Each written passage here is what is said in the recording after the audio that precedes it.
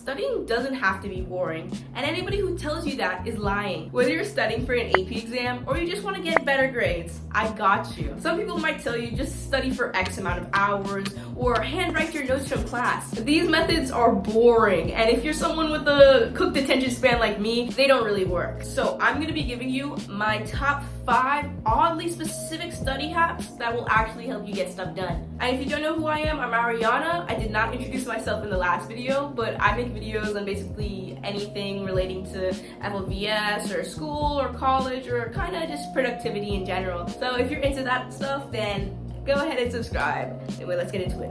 Hold up, this background is really lame. Can we add some stuff in there or change it up or something? Thank you. Anyways, let's go. First thing you should do is use Roblox or video games. I personally used Roblox to study for my AP World History exam, and I got a 5, so I don't know if that makes me, I think that makes me certified to talk about it. They have loads of games, I think, for like every AP exam, and it's a questionnaire type situation, and you just type it into chat, and then you get to the next like question. It was basically a practice test, but I think the Roblox format was the only way to get my cooked brains actually take the practice test.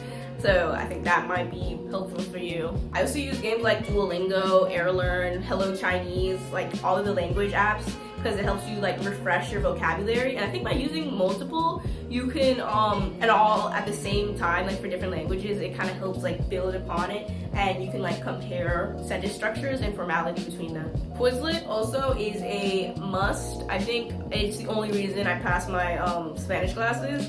The Quizlet match also helps gamify things, because like I was trying to get the fastest time out of everybody else in my school. Alright, the second thing you can do is to make it as weird as possible. You see boring things all the time and you don't remember it because it's boring. So if you make it as weird and strange as possible, then it's gonna stick out in your head. For example, I use that a lot when I'm studying Spanish. I remember that caminar is to walk, but I only remember that because I was thinking denki caminari is walking. See that? Yeah, that makes sense. You could also use that to remember like anything. You could think that I taught my little sister algebra by saying that X and Y were trying to jailbreak, and so you have to free X from the wall that is the jail of like equal signs. I'll put it up so you can see. So like you have like the X squared on one side and the X on the other side. You need to get the X together. They're a family and they're trying to flee. So this X is in jail. So you have to like subtract him from both sides of the equation to free him, you know? It's stuff like that is easy and engaging to help you remember stuff. I also really like hand motions. Not like sign language, but for example, the First Amendment, you could like put a hand to your mouth and it's like the first, and then I know the first 5 because there's 5 specific things in the First Amendment: freedom of spread, freedom of speech, freedom of press, freedom of religion, freedom of assembly and gathering, and freedom of petition. Also, when I was trying to remember things verbatim, I can't recall right now, but like I would just do like hand symbols to replicate the words, and then during the test, I would literally go through it, and then I would remember, oh, that's what it is. Number 3 is to talk to yourself. That's right, Mom. I'm not crazy. Talking to myself is actually conductive to my learning experience. It actually can help you learn better because you're like saying it verbally, and especially if you pretend you're like doing an interview on the specific material, then it will make yourself ask questions that will be on the test, and you'll learn like more. I especially use this with my language because it helps me think of sentences that I would actually use in my day-to-day basis, and those are usually the stuff that is on the test. Like for example, how would I ask like, where is my phone? And then have somebody say, oh, it's under your pillow. Like then I learned the vocabulary of pillow. I actually don't know what pillow is in Spanish, so I should go and learn that.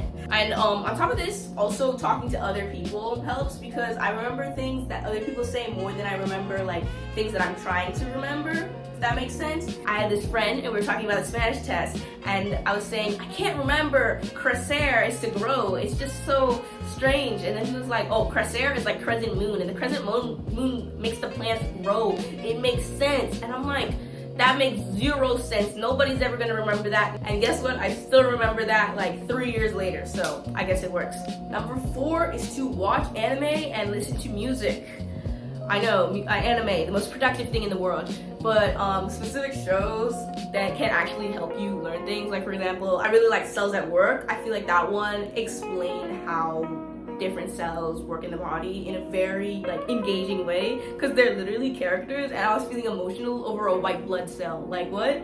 Hetalia also kind of helps. It's very interesting, but like when you're thinking about the history of the World War II, it can kind of help you remember specific things. Dr. Stone is also somewhat educational, but basically they have like they have anime that is like, it'll help you remember the general concepts that hopefully you will remember the rest. Music is like the best way to learn anything. For example, in literature class, we were reading the Odyssey. It was so boring. It was so boring. I'm sorry, and I could not pay attention. But then I found Epic the Musical by George. I forget his George Rivera, I believe.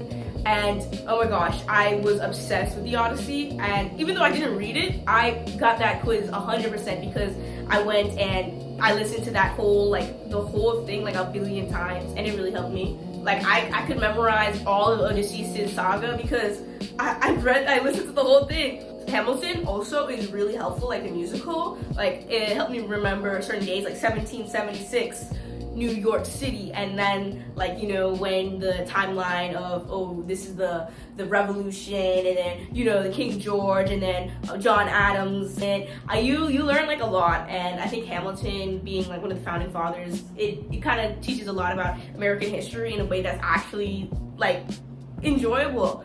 I had a huge Hamilton phase, and I basically memorized the entire show. All right, and number 5 is to wake up in the middle of the night, study for 20 minutes, and then go back to sleep. I was spamming this throughout all of my high school years because it works. It really does. You go to sleep, and you do the basic on Quizlet, like, especially with when I was doing Spanish, I just had to memorize like 200 words in like a day. So I'd go through all of them, and then I would go to bed, and then I would wake up at like 2 a.m. I'd go through all of them, and then I would go to bed, and then I would just review it one more before class, and then I would basically know all of it. And I think it's because when you sleep, it kind of like, it cements in your mind, and it just makes it easier to recall. So when you wake up, you're feeling, oh, I kind of already knew all of these. And then also bonus points if you dream about it. I was dreaming in Chinese the other night, and I was actually practicing my Chinese, so that was a plus of studying before I went to bed. So those were the top 5 oddly specific study tips that I personally use. If you guys have any strange study tips that you use, then let me know about them, because I want to know if anybody else does strange stuff like this. And if you do any of these, then please let me know. I want to know if I'm like the only weird one out here. If you enjoyed this video, then please like and subscribe. It would really help me out. Thank you.